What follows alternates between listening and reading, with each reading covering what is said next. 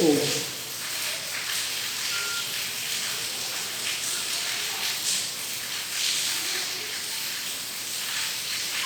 सजात्म स्वरूप परम गुरु शुद्ध चैतन्य स्वामी नमः। सिद्धवादिमों शतद्रव्य गुण पर्याय और तमाम का जड़ कर्म चेतन बंध का हरि कर्म के अवसान का सहचर स्वरूप यथार्थ जग का जो उपकारी है उसके लिए जिनवाणी माँ को वंदना शतवार वंदना शतवार। सम्यक दर्शन के लिए जो बताया जा रहा है,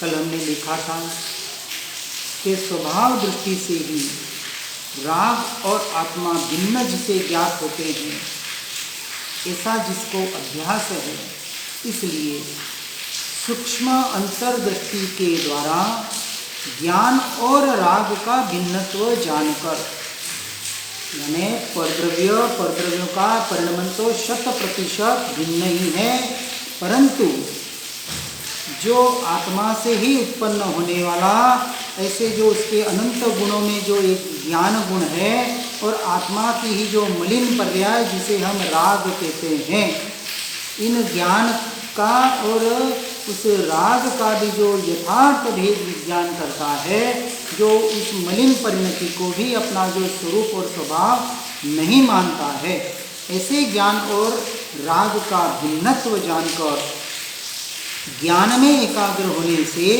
राग दूर हो जाता है। दोनों आत्मा के परिणमन हो रहे, एक स्वभाव रूप परिणमन और एक विभाव रूप परिणमन। अब उपयोग, जैसे हमने कल देखा कि ये पर्याय रूपी स्त्री के हाथ में है कि नपुंसक ऐसे राग की ओर वरमाला डालो, या मेरा जो सत्पुरुष है ऐसे पुरुष रूपी आत्मा की ओर वरमाला डालूं। जो पुरुषार्थ जो भी हमें घटित करना है यह पर्याय में ही करना है, इसलिए ज्ञान में एकाग्र होने से राग दूर हो जाते हैं, करने नहीं पड़ते, अर्थात मुक्ति हो जाती है। इस प्रकार सम्यक ज्ञान रूपी प्रज्ञा छिन्नी ही मोक्ष का उपाय है। अब आगे बताते हैं कि ज्ञान ही मोक्ष का साधन है। त्रिकाली ज्ञाता स्वभाव और वर्तमान विकार के बीच सूक्ष्म अंतर संधि जानकर, सूक्ष्म अंतर संधि कौन सा, कि त्रिकाली जो ज्ञाता स्वभाव है, जो निरंतर जानना हो रहा है, और जो जानना ज्ञान स्वभाव के द्वारा ज्ञायक का हो रहा है, ये त्रिकाली स्वभाव है। परंतु वर्तमान में जो विकारी भाव हो रहे हैं कर्मों के उदय की वजह से, परद्रव्य की वजह से, उसके बीच में सूक्ष्म अंतर संधि जानकर, यानी भेद विज्ञान के द्वारा आत्मा की और बंध की अंतर संधि को तोड़ने के लिए ही कहा है। अब जो क्रिया बताई गई है वेद ज्ञान के द्वारा, यह क्रिया क्योंकि करने को कुछ चाहिए, क्या करना है, तो भाई अब इतना ही कर कि अनादिकाल जो विभाव रूप परिणमित हो रहा था वहाँ से उपयोग को हटाकर इस अंतर संधि के द्वारा, भेद विज्ञान के द्वारा, निरंतर विचार और चिंतन और ऐसे तत्व चिंतन के द्वारा अपनी आत्मा की ओर आने का निरंतर पुरुषार्थ कर। यही अंतर संधि तोड़ने का एकमात्र उपाय है। और आत्मा को बंधन भाव से भिन्न करना न आए तो आत्मा को क्या लाभ है। जीव अपने आप को जीव नहीं मान रहा है, बाहर के लाभ में तो अटका हुआ है, पुण्यों में तो अटका हुआ है कि कहीं ना कहीं हम धर्म के नाम पर भी उसे लाभ चाहिए, और लाभ सबसे बड़ा लोभ है। अब लोभ कषाय को तो तोड़ना है, यानी संसार में तो लोभ करता ही है, लेकिन धर्म क्षेत्र में भी आके लोभ की प्रवृत्ति को ही दृढ़ करता है। इसलिए वहाँ से कहना है कि अब यदि लोभ करना ही है तो अपने स्वद्रव्य का कर, अपनी आत्मा का कर। इसलिए इस प्रकार का यदि आत्मा को कोई लाभ नहीं हो रहा है, आत्मा यानी जीव यदि मोक्ष मार्ग की ओर नहीं बढ़ रहा है, तो तू बंधन भावों में ही भटक रहा है। जिसने आत्मा और बंध के बीच के भेद को नहीं जाना, वह अज्ञान के कारण बंध भावों को ही मोक्ष का कारण मानता है, जिसे हम मात्र शुभ क्रियाएं कहते हैं। यानी मन वचन काया के आधारित जो क्रियाएं हैं, ऐसी शुभ क्रियाएं जो सिर्फ बाहर और बाहर ही घटित हो रही है, और उसमें यदि वो मोक्ष मार्ग मान रहा है तो वो और कुछ नहीं, अपने आप को ही ठग रहा है। इसलिए ऐसे बंध भावों को यानी पुण्यों के बंध को जो मोक्ष का कारण मानता है और बंध भावों का आदर करके संसार को ही ऐसा जीव बढ़ाता है, यानी भव भ्रमण को ही बढ़ाता है। इसलिए आचार्य देव कहते हैं कि हे भव्य जीव, भव्य जीवों को कहा है कि यदि तू भव्य है और अपने आप को भव्य मनवाना है तो एक प्रज्ञा रूपी छैनी ही मोक्ष का साधन है। प्रज्ञा रूपी छैनी कहे, सम्यक ज्ञान कहे, भेद विज्ञान कहे, जो भी कहे, अपने उपयोग को इस छैनी के द्वारा पर द्रव्य से हटकर उनका दोनों का विभाजन करके पर द्रव्य से उपयोग हटाकर स्वद्रव्य की ओर उपयोग को ले जाना ही मोक्ष का साधन है। और इस भगवती प्रज्ञा के अतिरिक्त अन्य कोई भी भाव मोक्ष के साधन नहीं है।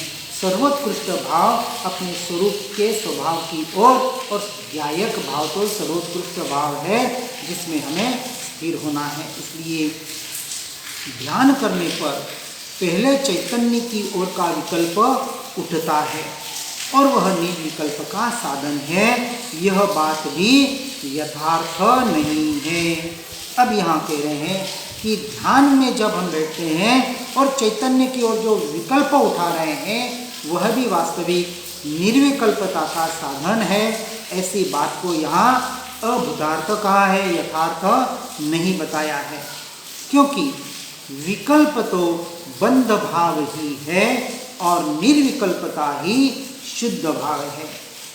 पहले अनिहत वृत्ति से यानी बिना भावना या बिना इच्छा के विकल्प आते हैं, किंतु प्रज्ञारूपी पैनी छैनी उस विकल्प को मोक्ष मार्ग के रूप में स्वीकार नहीं करती, परंतु उसे बंध मार्ग के रूप में जानकर छोड़ देती है।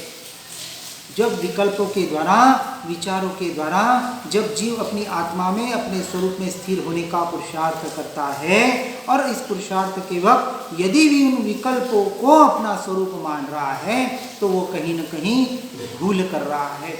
इसलिए ये विकल्प यानी मैं आत्मा हूँ, मैं जानने वाला हूँ, मैं ज्ञायक भाव हूँ, मैं परम परिणामिक भाव हूँ, मैं अपने में हूँ वगैरह वगैरह जो भी तत्व चिंतन के द्वारा अपने में स्थिर होने का पुरुषार्थ कर रहा है, व्यवहार की अपेक्षा से भले करता है, क्योंकि एक बार तो करना पड़ेगा विकल्प से उस निर्विकल्प की दशा की ओर आने का। लेकिन विकल्प को यदि अपना स्वरूप मान ले कि विकल्प से मैं अपनी आत्मा तक पहुंच सकता हूं, वहां नास्ति से उस विकल्प को ग्रहण करना है कि विकल्प भी 100% हेय है, छोड़ने योग्य है, मेरा स्वरूप नहीं है। इसके द्वारा यानी किसी भावना इच्छा के द्वारा प्रज्ञारूपी छैनी पैनी से उस विकल्प को भी मोक्ष मार्ग में अंशिक भी स्वीकार नहीं करता है, किंतु उसे बंध मार्ग के रूप में जानकर छोड़ देता है। इस प्रकार विकल्प को छोड़कर जो ज्ञान मात्र रह जाता है, रहता है, जो ज्ञान मात्र की वहाँ अनुभूति कर रहा है उस वक्त, वो बिना विकल्पों के द्वारा ऐसे परिणमन को, यहाँ विकल्पों को भी जान लेने वाला ज्ञान ही मोक्ष का साधन है, परंतु कोई विकल्प उस मोक्ष का साधन नहीं है। ये जो जानने वाला जो जानने में आ रहा है, ऐसे जानने वाले को जानने में यदि स्थिर हो जाए, एकत्व कर ले और कोई विचार और विकल्प वहाँ न रहे, उस दशा तक हमें पहुँचने का पुरुषार्थ करना है।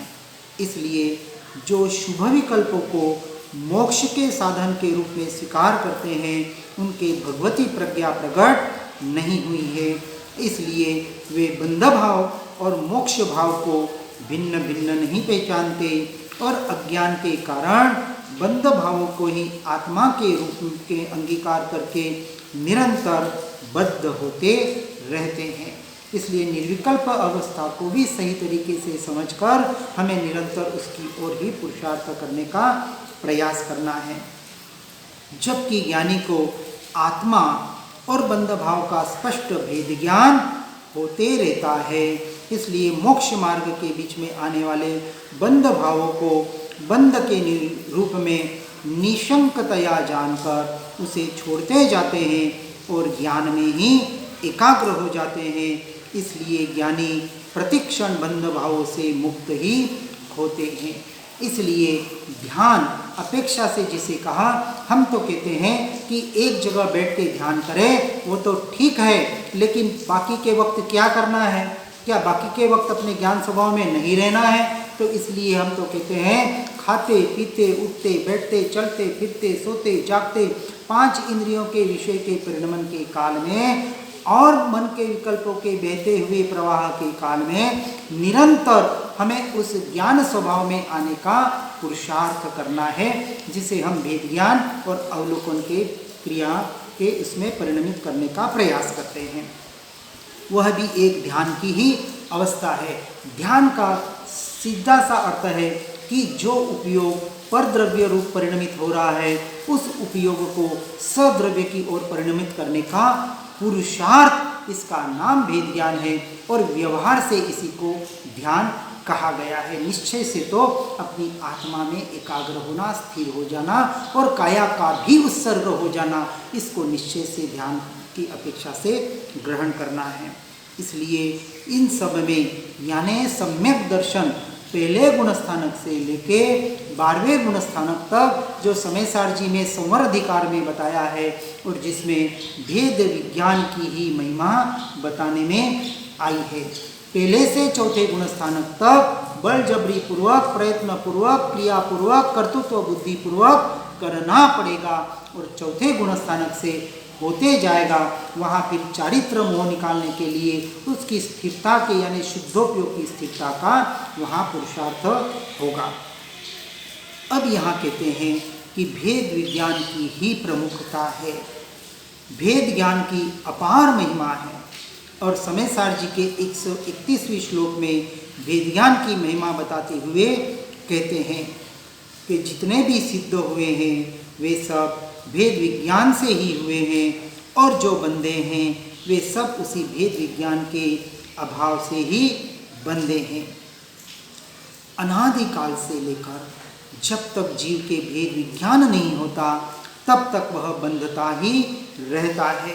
एक अपेक्षा से कहें कि सारे शास्त्रों का सार कि अब हमें क्या करना है, तो बस भेद ज्ञान से भेद विज्ञान की ओर निरंतर पर द्रव्यों से हटकर स्वद्रव्य में आने का पुरुषार्थ, इसका नाम भेद ज्ञान है, भेद विज्ञान है।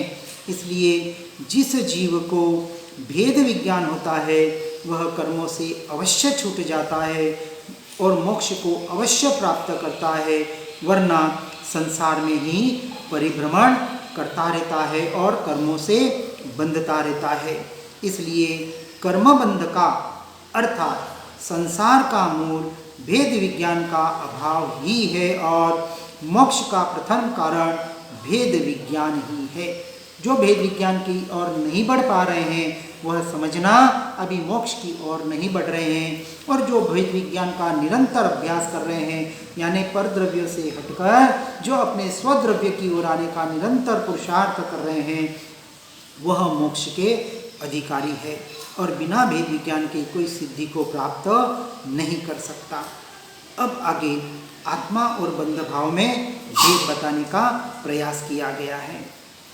आत्मा के समस्त गुणों में और समस्त क्रमवर्ती पर्यायों में चेतना व्याप्त होकर रहती है, इसलिए चेतना ही आत्मा है। आत्मा उसके अनंत गुण और एक एक गुण की अनंत पर्याय, ऐसी अनंतानंत पर्याय हैं, उन सभी में आत्मा की चेतना व्याप्त है। व्यवहार से सिर्फ समझाने के लिए उनका भेद बताया जाता है, निश्चय से तो तीनों अभेद ही है, यानी आत्मा का ही एक अपेक्षा से स्वरूप कह सकते हैं। अब यहाँ कहते हैं कि क्रमवती पर्याय के कहने से उसमें रागादि विकार नहीं लेना चाहिए, किंतु शुद्ध पर्याय ही लेनी चाहिए, क्योंकि राग समस्त पर्यायों में व्याप्त होकर प्रवृत्त नहीं होता, और बिना राग की पर्याय तो हो सकती है, परंतु बिना चेतना की कोई पर्याय नहीं हो सकती। पर्याय के दो परिणाम बताए हैं कि एक राग सहित की पर्याय और एक राग रहित की पर्याय। राग रहित की पर्याय तो हो सकती है, क्योंकि केवलियों के और परमात्मा के तो राग रहित की ही पर्याय निरंतर उत्पन्न हो रही है, वहाँ भी उत्पाद व्यय हो रहा है, परंतु ज्ञान स्वभावी राग रहित पर्याय तो हो सकती है, लेकिन राग रहित पर्याय नहीं भी हो सकती है या हो भी सकती है। इसलिए यहाँ जो इस पर्याय की बात बता रहे हैं वो राग रहित पर्याय को ही ग्रहण करना है। इसलिए बिना राग की पर्याय हो, चेतना प्रत्येक पर्याय में अवश्य होती है, ये राग रहित पर्याय की अवस्था बता रहे हैं। इसलिए जो राग है वह आत्मा नहीं है, वह आत्मा का यानी मेरा स्वरूप नहीं है, किंतु जो राग रहित पर्याय है वह चेतना है और वह मेरा स्वरूप है, वही मैं हूँ। ऐसे राग रहित पर्याय से अपने द्रव्य की ओर आने का हमें पुरुषार्थ करना है। और अपेक्षा से कहें कि जब वो पर्याय अपने द्रव्य की तरफ आती है, अपने द्रव्य की तरफ मुड़ती है, तो वो पर्याय शुद्ध हो गई, राग रहित हो गई, ऐसा व्यवहार से कहा जाता है। तो राग रहित करने के लिए और कुछ नहीं, अपने द्रव्य की ओर ही आने का पुरुषार्थ करना है। 100 बात की एक ही बात बताई जाएगी, चाहे इस अपेक्षा से बताए चाहे किसी और अपेक्षा से क्यों न बताए। इसलिए बंध भावों की ओर न जाकर अंतर स्वभाव की ओर उन्मुख होकर जो चैतन्य के साथ एक मेक हो जाती है, वे निर्मल पर्याय ही आत्मा है, मैं हूँ। इस प्रकार निर्मल पर्यायों के साथ अभेद करके उसी को आत्मा कहने में आया है।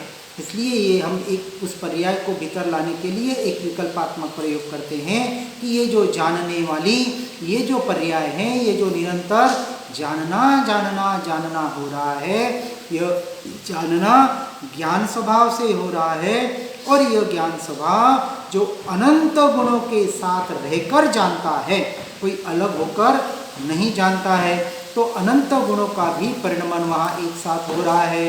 ऐसे अनंत गुण जो अभेद है और एक एक प्रदेश में रहे हुए हैं, ऐसे असंख्य प्रदेश असंख्य होते हुए भी अखंड है, ऐसा अभेद अखंड जो एक द्रव्य है, ऐसा एक द्रव्य जो ध्रुव तत्व है, जो त्रिकाणी तत्व है, ऐसा भगवान आत्मा जो दृष्टि का विषय है, ऐसी तरफ उसकी तरफ दृष्टि ले जाने का हमें निरंतर पुरुषार्थ करना है। उसे ही आत्मा कहा है, वही मैं हूँ, और विकार भाव को बंध भाव कहकर उसे आत्मा से अलग कर दिया है। यही भेद विज्ञान बताया गया है। और आगे कहते हैं, बंध रहित अपने शुद्ध स्वरूप को जाने बिना बंध भाव को भी यथार्थतया नहीं जाना जा सकता। दो प्रकार का जो परिणमन हो रहा है, एक अशुद्ध परिणमन और एक शुद्ध परिणमन।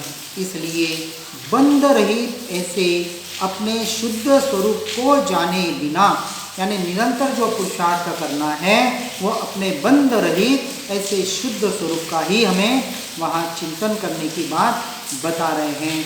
और उसको जाने बिना बंध भाव को भी यथार्थतया नहीं जाना जा सकता, क्योंकि पुण्य और पाप दोनों विकार है, वे आत्मा नहीं है, आत्मा के नहीं है। चैतन्य स्वभाव ही यानी ज्ञान दर्शन सहित है जो है वही आत्मा है। जितने दया, दान, भक्ति इत्यादि के शुभ भाव है उनका आत्मा के साथ कोई मेल नहीं खाता, किंतु बंध के साथ ही उनका मेल है। इसलिए ये स्वाध्याय, सत्संग, भक्ति, दान, दया, तप, जप, बाहर का जो भी मन, वचन, काया के द्वारा जो भी क्रियाएं हो रही है और उसके द्वारा जो परिणमन हो रहा है वो एकमात्र पुण्य का बंध कराकर संसार में भटकाने का कार्य कराता है। लेकिन स्वाध्याय, सत्संग, भक्ति के द्वारा जो उपयोग अपनी आत्मा में स्थिर होने का पुरुषार्थ करता है, इसलिए हम तो कहते हैं कि भजन का भोजन होना चाहिए। यानी भजन, जो शब्द हम बोलते हैं, पढ़ते हैं, सुनते हैं, उसका भाव भाषण साथ साथ में करते हुए जब तक वो शब्द आत्मरूप, अपने ज्ञान रूप परिणमित नहीं होते, तब तक वो भजन मात्र पर रूप रहकर पुण्य का ही बंध कराते हैं। इसलिए सत्य स्वरूप को समझकर बाहर की क्रियाओं के द्वारा, भेद विज्ञान के द्वारा शुभ भाव संपूर्णतः हेय मानकर एकमात्र शुद्ध भाव की ओर ही बढ़ने का निरंतर हमें प्रयास यानी पुरुषार्थ करना है। अब यहाँ प्रश्न कहते हैं कि जबकि शुभ भाव पुण्य आत्मा नहीं है, तब फिर पर जीवों की दया करनी या नहीं करनी? तो उत्तर में बताते हैं, अरे भाई, कोई आत्मा पर जीवों की दया का पालन कर ही नहीं सकता, क्योंकि अन्य जीव को मारने का अथवा बचाने की जो क्रिया है वह आत्मा की कदापि नहीं है। आत्मा तो मात्र उसके प्रति दया के शुभ भाव कर सकता है। जो जीव जीता है या मरता है वो उसके आयुष्य कर्म के उदय से जीता है और आयुष्य कर्म के उदय से मरता है, क्योंकि मृत्यु भी एक व्यवहार का कथन मात्र है। क्योंकि आत्मा तो न जन्मा है न मरता है, तो कौन जन्मा और कौन मरा? इस शब्दों को सुनकर, इन वाक्यों को सुनकर भूल के भी स्वच्छंदी नहीं होना है। यहाँ किसी जीव को मारने और बचाने की बात नहीं बताई जा रही है। पर्याय दृष्टि हटाकर द्रव्य दृष्टि कहने की अपेक्षा से ऐसा कथन किया जाता है, क्योंकि जिन्होंने इन परद्रव्यों के परिणमन में मैं किसी को मार सकता हूँ, मैं किसी को बचा सकता हूँ, इस मिथ्या मान्यता से हटना है। क्योंकि जीवों ने इसमें ही धर्म मान रखा है कि जीवों को बचाना हमारा धर्म है। अरे जीवों को नहीं, अपने जीव को बचाना, इससे इन कर्मों के बंध से बचाना इस जीव का धर्म है। इससे सर्वोत्कृष्ट धर्म और हमें तो कोई दूसरा ज्ञात नहीं होता है। इसलिए जो जीव संसार से हटकर एकमात्र अपनी आत्मा की आराधना में लग जाता है, अब उसका इन शुभ भावों से भी उपयोग हटकर, क्योंकि अशुभ भावों से तो संपूर्णतः हटना ही पड़ेगा। बार बार हम कह रहे हैं, त्याग और वैराग्य जीवन में लाना ही पड़ेगा। आ नहीं रहा है, कोई बात नहीं, अब लाने का पुरुषार्थ करो। तो अपेक्षा से जो भी व्रत, यम, नियम, पचकांड जो भी आपको लेने हो, जिस भी भाव से आप इसको जीवन में लाना चाहें, उसे धर्म न मानते हुए और एकमात्र आत्मस्थिरता के लिए बाहर से जो जो उपाय आपको करने पड़े वह उपाय आपको करने हैं। इसलिए दया करनी चाहिए या नहीं करनी चाहिए? अरे कोई जीव को मारने का भाव करता है या न मारने का भी भाव करता है, तो वहाँ पाप पुण्य का बंध करता है। इसलिए ऐसी स्थिति में यदि शुभ दया भाव को अपना स्वरूप माने तो उसे मिथ्यात्व का महापाप लगेगा। शुभ अथवा अशुभ कोई भी भाव आत्मकल्याण में किंचित मात्र सहायक नहीं है, क्योंकि वे भाव आत्मा के स्वभाव से विपरीत लक्षण वाले हैं। अब ये पूरी जो बात बताई जा रही है मान्यता का विषय है, यहाँ क्रिया की बात नहीं हो रही है। अपनी मान्यता में हम जैसे चार हाथ जमीन देख के चलते हैं, तो जीवों को बचाने का काम ये आँख कर रही है, वो पाँव कर रहा है, शरीर कर रहा है। अब जीव बचने हैं या नहीं बचने हैं वो उनके परिणमन, उद्गल का परिणमन, ये पर का परिणमन है। लेकिन हमें अपने परिणमन को, अपने परिणामों को कहाँ रखना है? 4 हाथ जमीन देखने का मतलब है कि ये दृष्टि जो बाहर बाहर भटक रही थी उसे एक जगह स्थिर कर लिया। इसलिए एक अपेक्षा से चलते हुए भी वह जीव ध्यान की स्थिति में है। इसका नाम है नासाग्र दृष्टि, 4 हाथ जमीन देख के चलना। अब वो जीव आ रहे हैं, उनको बचा रहा है। ऐसे थोड़ी है कि सबको रोनते चला जा रहा है। आँख से जो दिखा उसको जीव को बचा दिया, अपने पाँवों के शरीर के आधार पर बिना विकल्प के, बिना विचार के सहज ही पाँव उसके अपेक्षा से उस जगह डाल दिया कि जहाँ जीव नहीं मरेंगे। लेकिन वहाँ चिंतन कहाँ चल रहा है? अपने ज्ञान स्वभाव पर। दृष्टि कहाँ है? अपने ज्ञान स्वभाव पर। तो जिसकी दृष्टि ज्ञान स्वभाव पर है और वो चलते चलते 4 हाथ जमीन देख के चल रहा है तो वो व्यवहार से जीवों को बचाएगा। लेकिन मैंने बचाया या मैंने मारा ऐसे भाव नहीं करेगा। वो भाव आ रहे हैं तो वो कहीं न कहीं पुण्य और पाप का बंध कर रहा है। और यदि वो स्वभाव में है तो इस प्रकार के भाव आएंगे ही नहीं। और ऐसे भाव आ रहे हैं कि मैं मारता हूँ और मेरे से मरते हैं और मेरे से बचाता हूँ, वो मिथ्यात्व का महापाप लगेगा। इसको व्यवहार निश्चय से अच्छी तरह से समझना है। न क्रिया जड़ होना है, न निश्चयाभासी होना है, क्योंकि वे भाव आत्मा के स्वभाव से विपरीत स्वभाव वाले लक्षण है। और पुण्य पाप भाव आश्रव तत्व है, अनात्मा है, वह बंध का लक्षण है, आत्मा का नहीं। और जहाँ तक चारित्र में कमजोरी है वहाँ तक ज्ञानी को भी वे भाव आते हैं।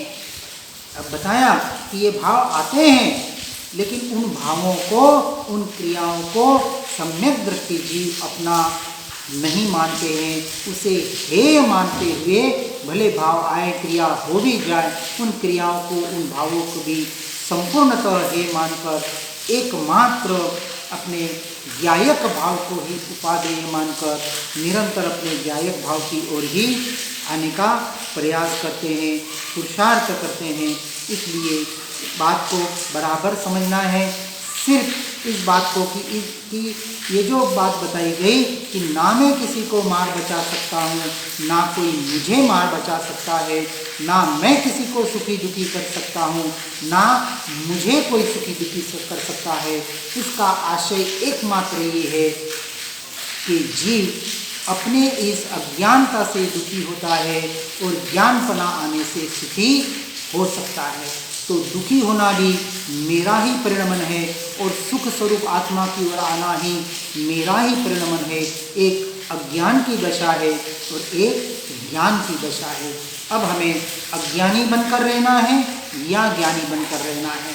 तो जो मान्यता का विषय है, जो श्रद्धान का विषय है, उस विषय पर जोर देते हुए अपनी मान्यता को निरंतर बदलने का यहाँ पुरुषार्थ करना है। और मान्यता कहाँ होती है? भीतर होती है। मान्यता आपको क्रियाओं में नहीं दिखी जाएगी। कभी ज्ञानी पुरुष भी किन्हीं जीवों को बचाते हुए देखे जाएंगे। आप तो कहेंगे ये जीवों को बचा रहे, इसका मतलब ज्ञानी नहीं है। ऐसा नहीं कहा। बनारसी दास जी का भी एक उदाहरण आता है कि स्वाध्याय करने, सत्संग करवाने जा रहे थे, एक कबूतर तड़पड़ रहा था, उसको पानी पिला दिया। इस प्रकार के ज्ञानी पुरुष बाहर के परिणमित होते हुए दिखाई देते हैं। राग नहीं, द्वेष रूप भी परिणमित होते हुए दिखाई देते हैं। उसके ऊपर हमें, क्योंकि पर दृष्टि तो करना ही नहीं है। हमें मेरे परिणमन कहाँ है, मेरा परिणमन परद्रव्य की ओर है या स्वद्रव्य की ओर है। इसलिए हमें स्वयं से स्वयं का चिंतन करना है। मैं कहाँ हूँ, मेरा उपयोग परद्रव्यों से हटकर स्वद्रव्य की ओर जा रहा है या नहीं जा रहा है, और नहीं जा रहा है तो क्यों नहीं जा रहा है।